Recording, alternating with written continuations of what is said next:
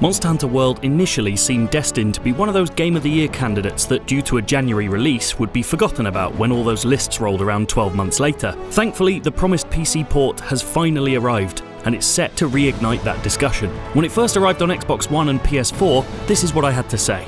This is the most audacious Monster Hunter game yet. World manages the balance between staying true to the series' ideals and its addictive loop of combat with intimidating monsters and meaningful upgrades that fans love. But it also takes a dramatic leap into a look, feel and size that feels truly new. Its sheer depth and the commitment required is still intense, but it clearly isn't Capcom's aim to court a casual crowd. This is as all-consuming and incredible a ride as ever. Brilliantly, Monster Hunter's first Western foray onto PC is a near-perfect recreation of that console experience I fell in love with last winter.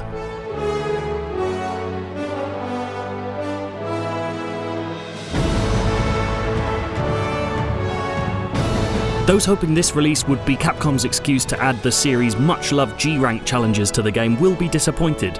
But this remains the stupendously generous experience it always was, with hundreds of hours of play in store for those that become entranced by its web of quests and upgrades. In fact, those returning having dropped off from playing the earlier console versions will find a more welcoming experience.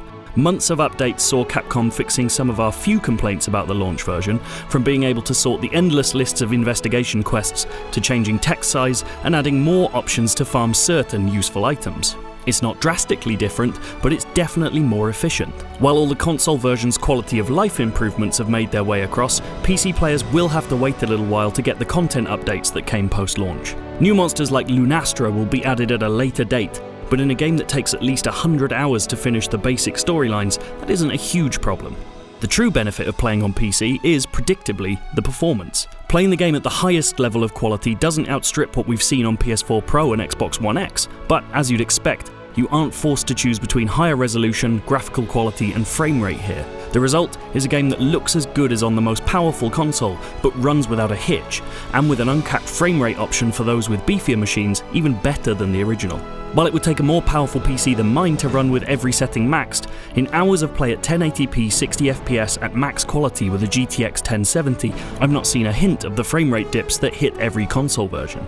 Capcom's hinted that it may release a PC-exclusive graphical improvement patch post-release, but even without, this is no slouch. Speaking of patches, you may have heard about a pre-release version of the port crashing regularly. Thankfully, a fix seems to have eliminated that issue, and despite suffering multiple crashes pre-patch, I've had none in the hours I've played of the release version. The PC port's other major addition is keyboard and mouse play. While this works far better than I'd assumed it would, and feels like something of a novelty, I'd still recommend a controller. Monster Hunter's combat requires pinpoint timing at the best of times, and using its more complex weapons can feel like more of a dance across a keyboard than it perhaps should. That said, with some input remapping, I could see the game's ranged weapons becoming more usable on keyboard and mouse, offering real precision, but the default control scheme just isn't there. Fitting for the series' first ever Western PC version, this isn't a case of bringing flashy, new exclusive content, but a supremely stable, confidently put together package of what got all the console players so excited about in January. If it's the first time you've gotten a chance to see what Monster Hunter is all about, this is as good a starting point as you're likely to get. If you enjoyed that, you can check out lots more gameplay from the PC version of Monster Hunter World, or check out our original review of the launch version.